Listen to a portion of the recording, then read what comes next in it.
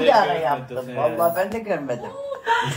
Biz alay çekerken ben yere düşen paraları hep damatlığımın içine Ama nasıl yaptın oğlum? Hep gözümüz senin üstündeydi. Nasıl yaptın sen? Nasıl becerdin? Demek ki paçamı düzeltmeye eğildim, bir para aldım. Damın üstünden bir para.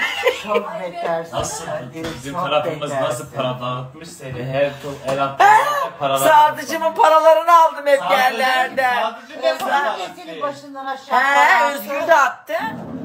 Su sadıcıymış. Bizim tarafımız her yeri paraya boğdu. O yüzden. Oh, ele hasrettim, ben aldım.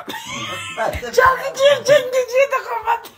Utanmadan elini Ya, çalmış. ya çalgıcı göre diyeydi ki Kadir Bey verir misiniz topladık Ay, paraları? kız tarafı gördü mü acaba benim aldığımı? Hiç kimse görmedi. Görmedi, ben de kere Biz oynarım. görmedik diyorum. Sonra Gamze davul çalarken geldi, ona da bir 200 lira verdim. Dedi ki bana 200 lira mı? Sadece şu yakanda ben senin 10 lira gördüm.